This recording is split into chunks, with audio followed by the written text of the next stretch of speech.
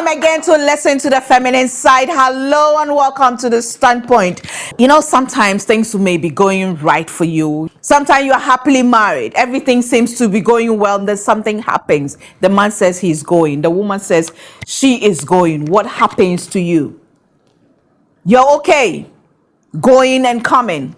You lose your job suddenly. You get involved in an accident and you may lose part of your body. What do you do? Self-love after tragedy is our topic for discussion today. How to build your confidence back, how to find the you to fall in love with you and understand that there comes to a time when it has to be you and no other person. Just you and God. That's all you need to put yourself together. And when the others come, it becomes a blessing.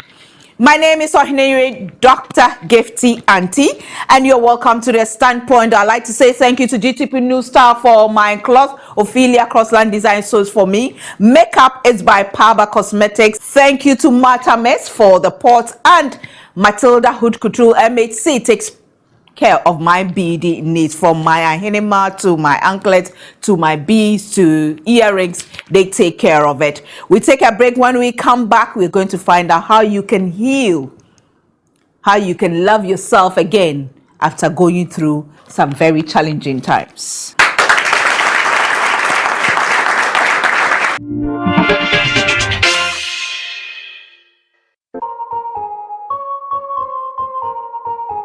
Hush, my little baby. For babies' tummy pains, minor digestive upsets, or teething, caring mothers everywhere use Auntie Mary's Baby Gripe Mixture.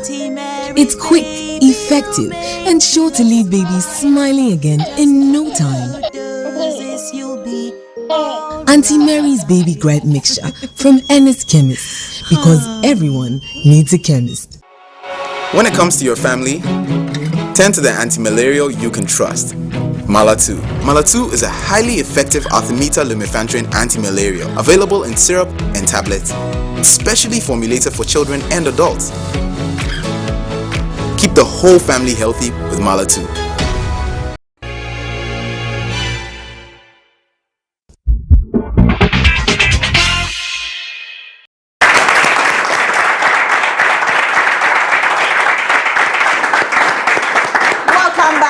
Standpoint. Today we are looking at how to develop self-love after going through some tragedy. Seated right opposite me is a beautiful young lady with a beautiful name, Onyameba Betty.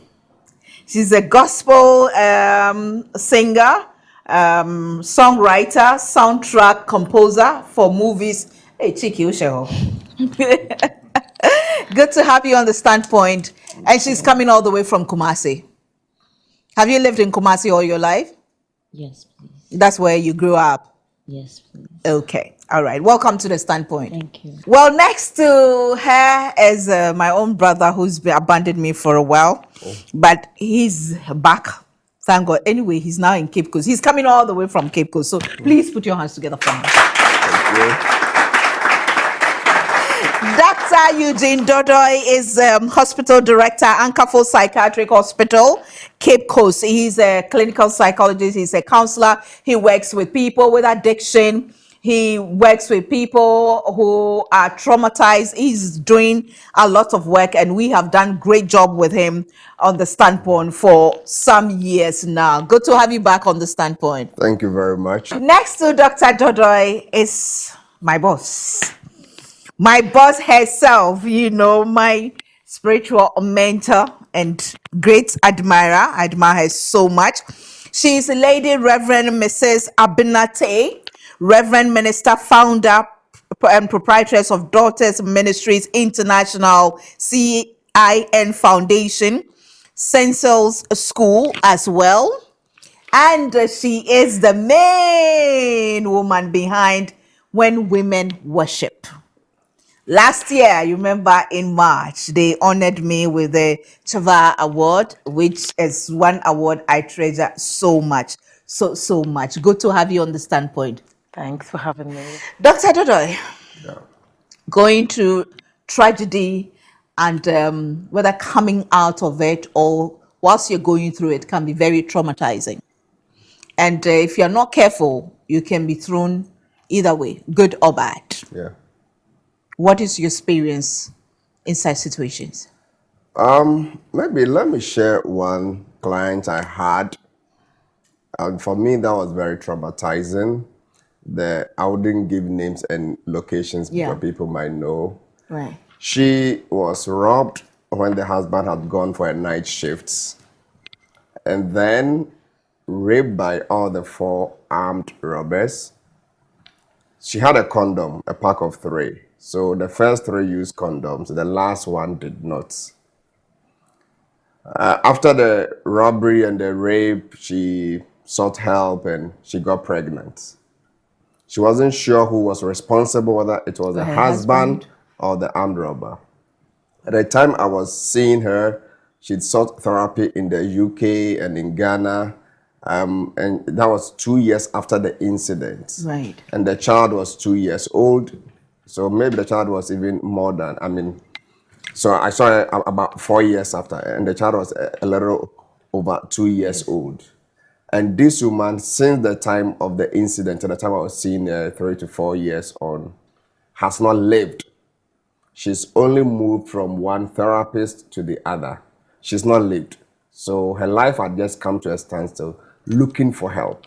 Lost weight, lost desire to live, and it's the church that was kind of spurring her on to move on. But she really didn't want to live.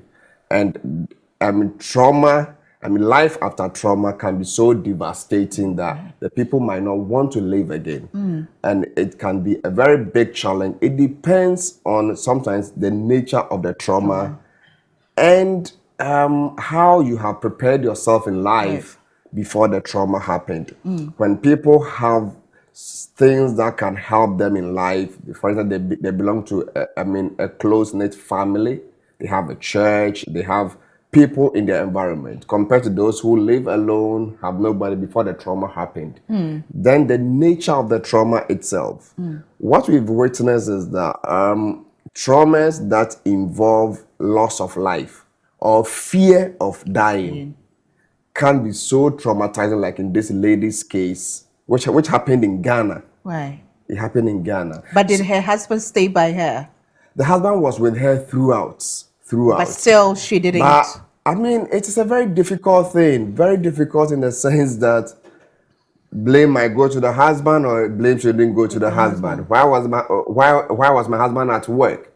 But then you also think of it, probably if my husband were around, they might have killed him. Yeah. So many things run through your mind and you don't know which one is. So why did I have only 3 condoms and not 4? Yeah, so many things will go through your mind and you blame. The biggest problem they have is self-blame because they think they are responsible for the trauma. Okay. And ask yourself, who in life would want something bad to happen to him or herself? Right. So there's no way anybody can be responsible for any tragedy that happens to them. Okay. People might make mistakes, but we are not gods. All of us are fallible. Now let me come to Reverend Abner Ate, and I'll get back to you. Reverend, another scenario is when couples divorce.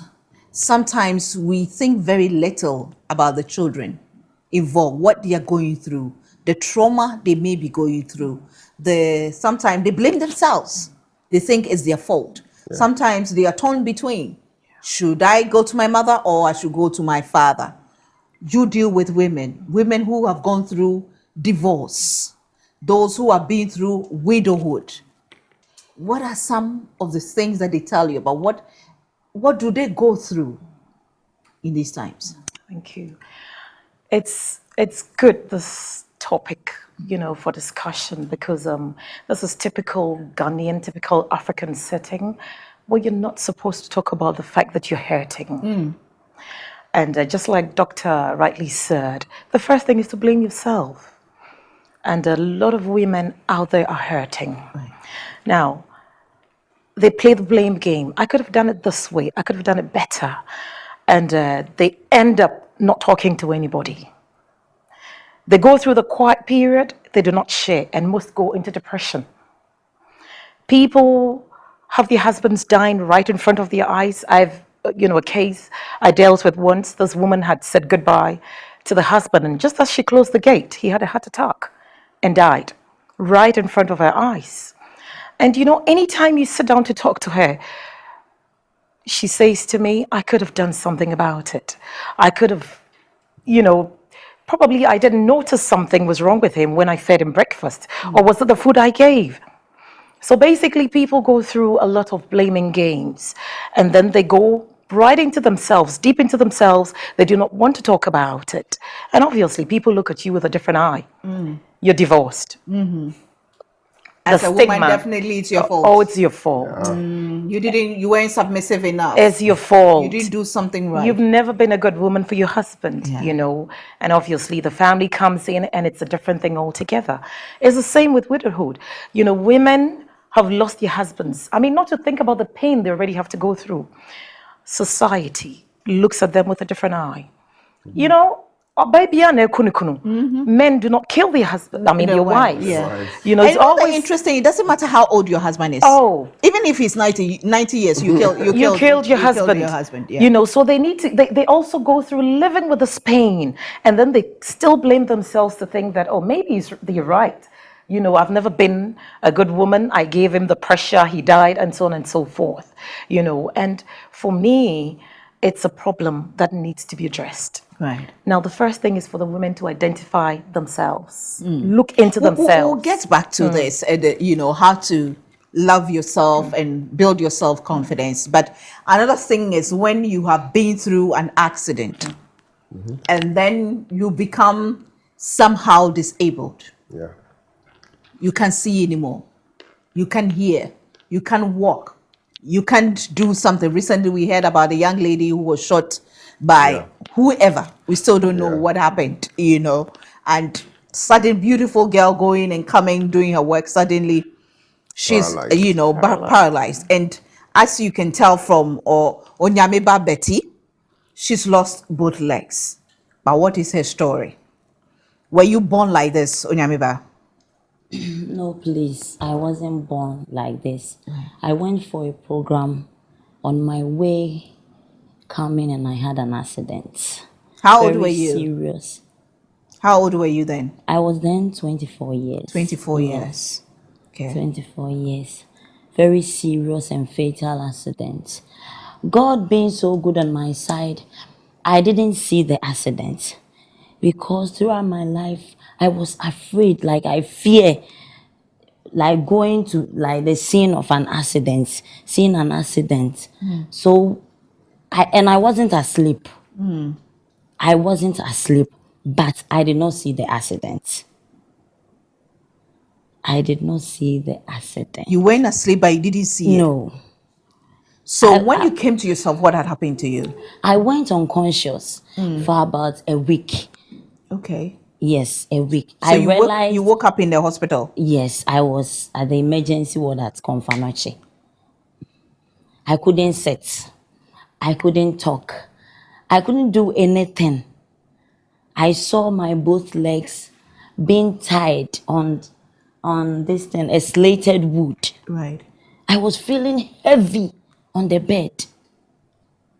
So my eyes was going round in that room, and I saw my mom. I asked her, why am I here? And she told me I had an accident. In fact, it wasn't easy. And I remember one thing. We were in a car when we were going to sleep, not even coming to Kumasi. We were going to sleep, and the next day we go back to Kumasi. So I was like at a far place, not knowing. I felt myself like I was in a different world. I was in a different world. So I said, where at all are we going? And we've not reached. That's what I was saying. And I felt that was the 1 week that you were in a coma, kind of. Okay. I felt a hand in my head, rubbing the head, and I heard this voice that, Betty, your bedroom face is here na wada. Your bedroom face is here na wada. As soon as I heard that voice, I heard the siren of the ambulance wailing in a mournful way. I just tapped my chest and said, oh, a Radimenya accident. That was what I remember. That was exactly what I remember. I did not see anything again. I couldn't remember anything again. Then, so when I saw myself in the hospital bed. So when they told you that they had to amputate both legs, how did you feel? It wasn't easy. It wasn't easy. And it was not even easy for the doctors. I came with my doctor. Yeah. It wasn't easy. I was alive, but my legs were getting rotten. I could feel the scent. I could hear it. Like my legs were rotten. I can't sit. I can't eat. I cannot do anything. Just lying on bed every day. Lying on bed. Going for several scans, several x-rays. So eventually they amputated it. Yes. And you had to... they amputate one. And the doctors told me that they were trying to save on the the other one to save it. That didn't happen. But it wasn't it. The doctor said, I've had many cases, but this case there, I don't know how I'm going to tell this young lady that I'm going to amputate the other leg too. So it was like something they were disturbed, so furious about it to tell me. Okay. And I myself know that if I did not allow them to do it, I'm going to die. Because I was alive, but I felt something within me that I'm dead. Okay. Yes. But so how has life been like for you after losing both legs? It wasn't easy for me when I was discharged from the hospital. Everything seems like you are going to start a new life. Everything looks like, I don't know, you've now come to the world. You are going to start a new life with a new situation altogether. So it wasn't easy. It wasn't easy for me, depending on people when I'm going out, when I wake up early in the morning, what I would do. I was thinking about all these things in my head. But God being so good, God has been so faithful and shown me mercy. God has shown me mercy. He has been faithful to me. Paul said one thing, that I can do all things through Christ who strengthens me. God gave me faith. I had the faith, but he strengthened it for me. I had hope in God. But psychologically, how did it affect you? You know, thinking about, okay, what if, why did I even decide to go on this trip? You know, what if, you know, I had stayed at home? Maybe when you're going, I'm sure somebody said, oh, don't go. A lot. A lot of, you know. Yes. A day before the program, I had a severe running stomach in the night. That could have even stopped me from going to the program. But I told myself that I'll go. Oh, I'll go. Like, I feel like going. Yeah. So. And you are going to sing gospel too. Yes, please. God will take you and bring you back. Yes, hallelujah, please. somebody. Yes. I even went to church that night. Yeah. Wow. Well, let me take a break. When we come back, we'll continue. But I'd like to say thank you to MHC for this beautiful piece, centerpiece, and then the coffee tables as well. To Gogot Yogurt for providing us with some refreshment, and Pilco gave us some fruit juices, daily fruit juices, water, and from the Casa Precon Company Limited, and it's called Awake Purified Water. We take a short break. When we come back, we'll continue this discussion.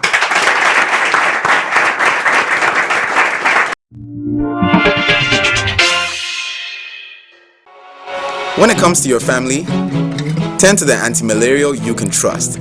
Mala2. Mala2 is a highly effective artemether lumefantrine anti-malarial available in syrup and tablets, specially formulated for children and adults. Keep the whole family healthy with Mala2.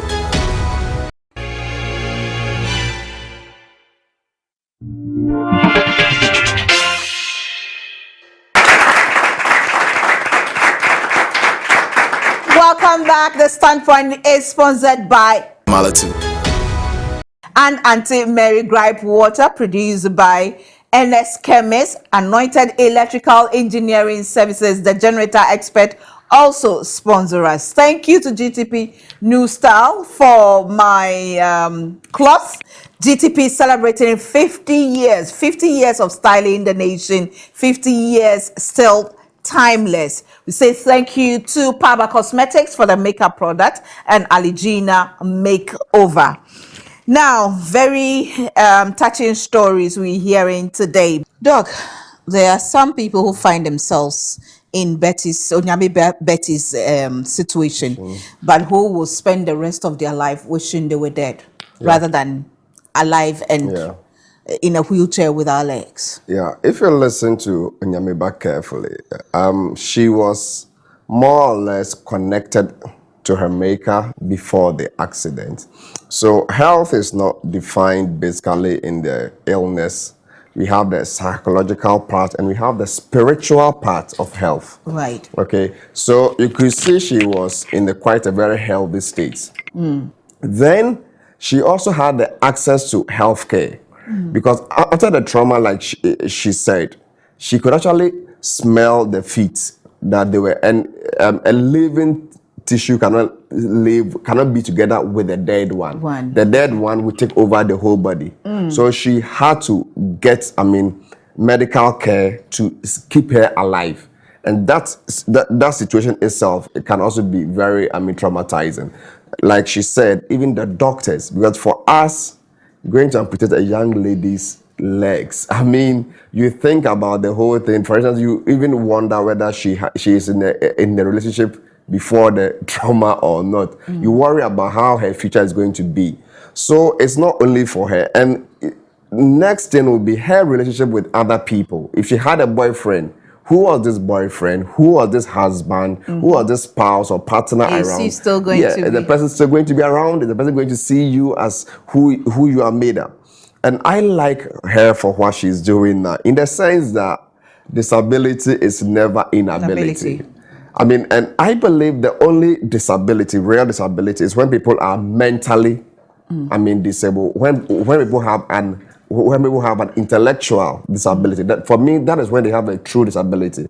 Because once you have your head functioning, you can do anything that you want to do. Anything. It's just sad that Ghana, we don't take care of such people. But in a more civilized society, she could have her own vehicle driving herself.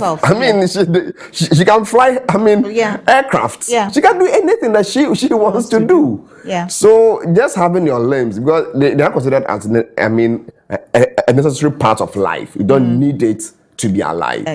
Right. So I would say physically she has really no problem at all, because she can do whatever she wants to do. Let me go to her doctor who came with her from Kumasi. Thank you so much for coming with Onyameba. Your name, sir? I'm Reverend Dr. Alfred Edu.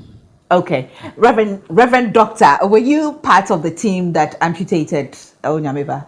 Yes, please. I was. Yeah. She was in trauma team C, headed by Dr. Kuma, and I was one of the surgeons in the team. She went through a series of amputations, so we would cut, then it would get infected higher up. We're trying to save as much as we could, but one got really connected with her in the hospital. I even promised preparing soup for her that she never got. We got very connected. I've been really. Why was it the Christ factor, or there was something? Is it compassion, pity? What?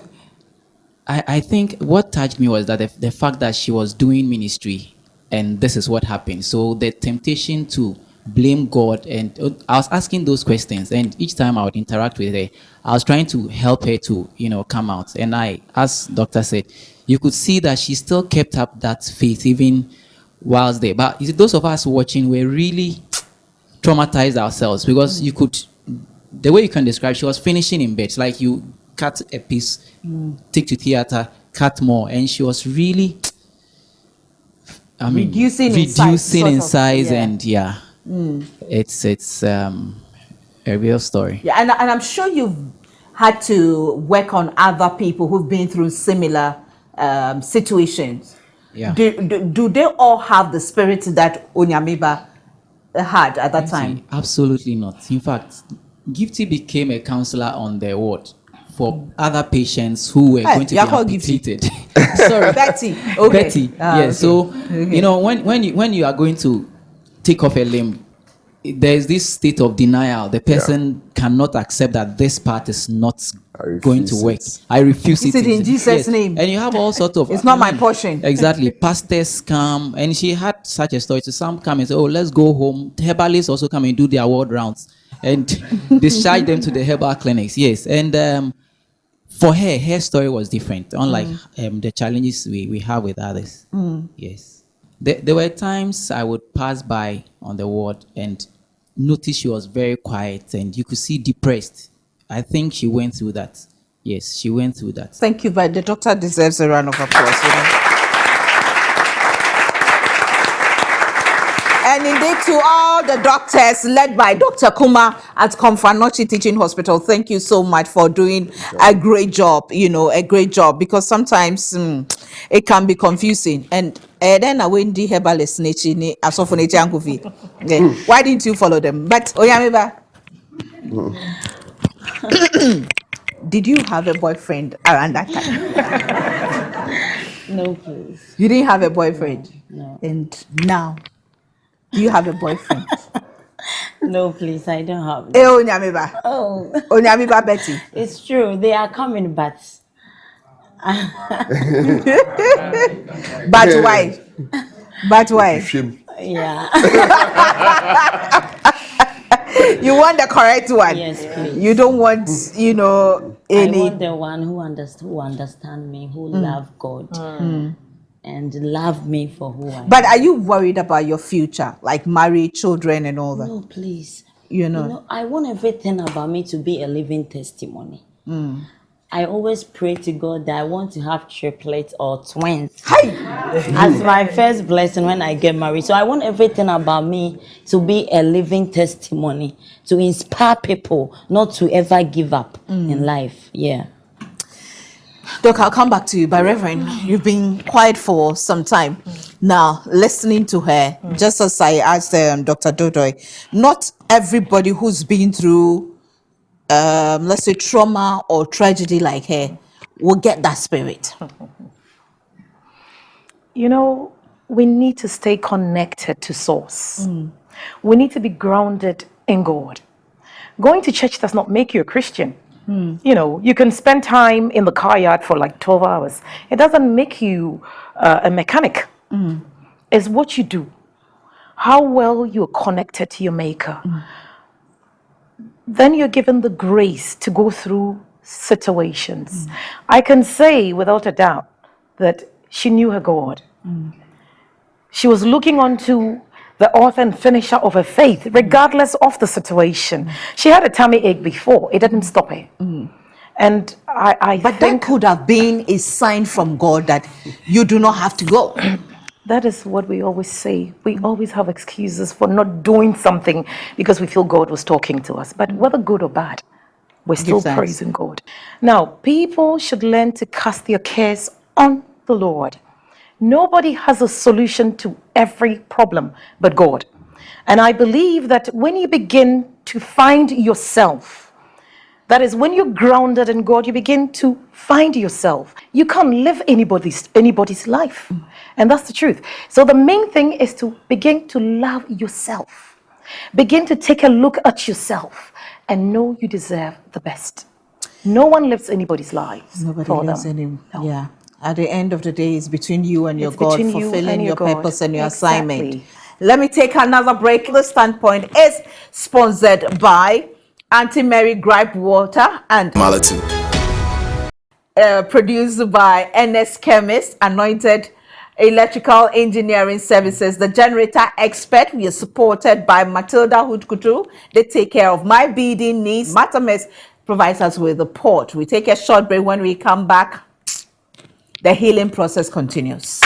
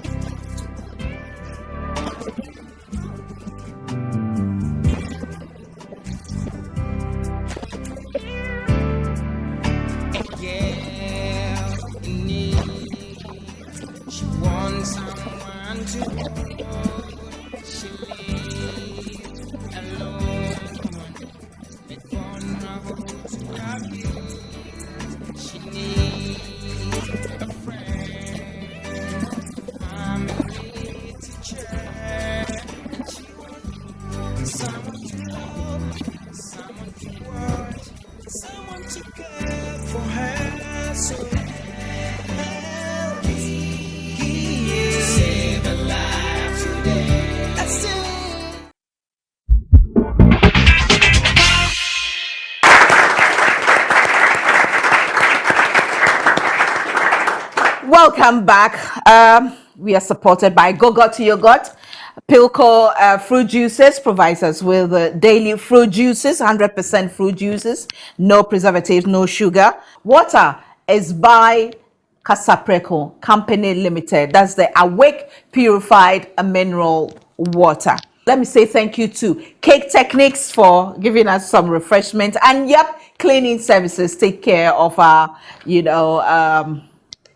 environment and make sure that we have a very clean environment. And the decor here, everything was put together by me.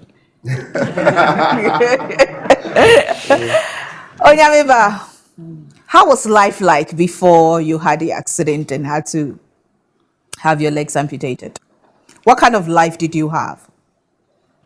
Oh, well, I completed Swansea Secondary School in the year 2007. I had wanted to be a newscaster, but due to some one or two things, my mother broke up with my dad. So I was living with we are three. Yeah, so we were all taken care by this woman.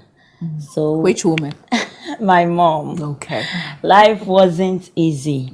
It wasn't easy at all. After school, I wrote several applications, hopping here and there, going ups and down to get even a job. But it wasn't easy. It wasn't easy at all for me. So I just kept my faith in God, going for church programs. So at the point you had an accident, you were already going through issues of being Yes, the product please. of a divorced home, Yes, please. the struggles of a single mother taking care of you. Yes, So I believe your father wasn't contributing. No, not It was at just all. your mother. Yes. You completed school. You managed to complete. You weren't getting a job. So at that time you didn't have a job. No. All that, and then you were told that you're going to amputate your leg and not Yes. walk again. Yes. Onyamiba, be honest with me. Didn't that depress you? Auntie, we all know we are human beings. Yeah. So at times, you will feel like rejected. You feel depressed. You feel so sad that you are going through such lives. But in all things, we give thanks to God. He knows what's best for us. So that is where sometimes the challenge is. Self-acknowledgement that I know that this is me. This is my situation. I have accepted it and I'll make the best out of it. That one, it takes some time to get there. Yeah. The individual must take it up upon him or herself that the fact that I've had a challenge doesn't make me stop life there, because while there's life, there's always hope, and we can always make something out of everything. Right. Having a depression today can be very devastating, and let's seek help. Let's seek help. And I think that we can go to hospitals now. Now, all general practitioners are beginning to have psychology in their training, a lot of it now than formerly, than when I was trained. So most of them will be able to provide the social support. With the passing of the Mental Health Act too, now we are providing mental health services in every district and regional hospital. So when people have these issues, they can go into all the regional hospitals or the district hospitals. If there's even nothing, there will be a mental health nurse who would understand you and provide these support services. Well, we tend to be so serious with the biological part of healthcare. Like we have meningitis that ran through the country, and then we are all up in arms. Let's call WHO. Okay, but when people had a disaster, the last year June disaster, flooding, and the people who had their lives. People lost lives. Yes, yeah. And we had these pictures on social media. Yeah. That can be very traumatizing. Yeah. And what are we doing for people who went through such trauma as a nation? We are not calling WHO, and nobody's asking anybody, Ministry of Health, what are these people going through now? Yeah. Have they been able to pick up their life? So as a nation, it's as if we don't care about the social health and the psychological health of our people. So we need to do it both collectively as a people, and then individually we have resources in our hospitals. The church is not doing so well. I mean, I can speak for my church, ICGC, Holy Ghost Temple. We do very well. At least my pastor, my pastor actually refers people to me. Not as a spiritual help. Yeah. He is a pastor. Your pastor is a prophet as well. He is a prophet. Yeah. But he referred people to me that these people need physical help. As James put it, when somebody is hungry, don't say, I pray for you, go and get fed. No, give him food.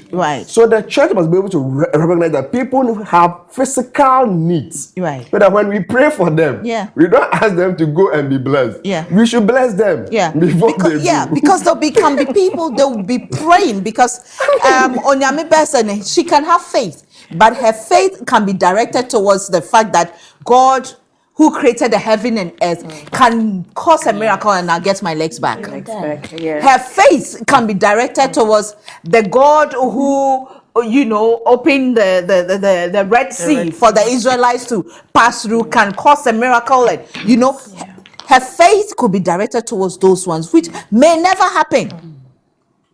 Instead of legs or no legs, I'll still praise my Maker. For now, why can't we provide them with a vehicle? She should be able to be mobile herself. She should be able to drive. Dr. Dodoy, you are in Ghana. Hold on.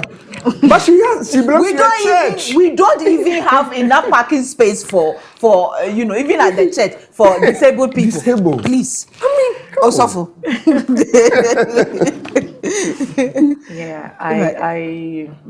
We haven't done well as a church and as a community. We're not looking onto another's case to make it our case. You spoke about your pastor, and I want to speak about my ministry. For widows, we have things like a conference we've dubbed Back to the 60s. We dress up going back to the 60s with all the bars and all that, and we try and create some sort of entertainment for them. When all is said and done, we identify with those who can't really look after their children. And we give a form of seed, spur them on in life. And I believe that is what we should be doing as a nation and as a church. We're not only spiritual beings, but we're physical as well. And the physical has to be met, and it is my prayer that we will stop looking onto ourselves and start caring also for people in a situation like Onyameba, and also that we could put programs together, because already, they feel left out. They're not able to do certain things they would wish to do freely as before. And I think we need to look into programs that would get them actively involved in a way, and that builds them and heals them psychologically. Because when they're at peace, they're at rest. And, the healing process continues. Onyabeba, in conclusion, what song do you want to sing for me? Because he lives, you can face tomorrow. Because Christ lives, all fear is gone. And I wish to know, yes, I know he holds the future. And life is worth the living just. My Savior lives. Wow.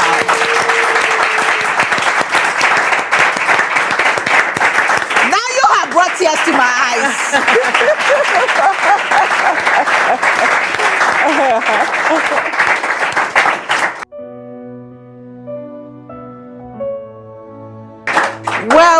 Well. Because he lives, I can face tomorrow, In my spirit, I was just thinking about, a different song, but I think Onyamiba sang the right song. Because he lives, I can face tomorrow. Not because my mother lives, not because my father lives, not because my husband, my wife lives, or not because my children live, but because He, Onyame, God, the Alpha and the Omega, because He lives, I can face tomorrow. You know, for my Facebook status, I have written, never compromise on who you are and whose you are. Who do you belong to? I am the daughter of God. There was a point in time in my life, my mother was dead, my father was dead. I was not married, I don't have a child. They said I was making singleness look too glamorous. But my belief is that no matter where you find yourself, no matter the situation, you make the best out of it. Because at the end of it all, we don't know tomorrow. It is He, God, who knows tomorrow. Don't waste your life waiting for someone to come into your life and make it for you. Once you have God, you can make it. Keep pressing on. Keep pushing on. None of the people in the Bible who made it were sitting at one place. Even the Israelites who had to, get manna raining from heaven, had to go out and get it. If Ruth had stayed in her own hometown, she wouldn't have met Boaz. If the Shunammite woman had decided that enough, let me sit in my own comfort zone, I don't have a child, these people cry, they won't be grateful. After all that I'll do for them, they'll still call me barren. She wouldn't have had a child. If Hannah had stayed in her small corner, she wouldn't have given the nation of Israel Samuel. In the Bible, through all those people, Dorcas could have decided, I'm a single woman and let me go look for my husband and concentrate.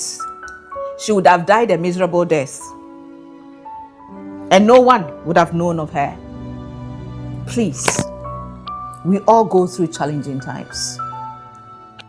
The pastors tell us all the time, nobody said it's going to be easy. Nowhere in the Bible was it stated that it was going to be easy. But we can make it. We can face tomorrow because He lives. What are you going through?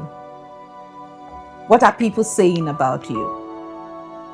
The curses, it all will come to nothing because He lives. All you need is Him. Thanks for watching. See you same time next week.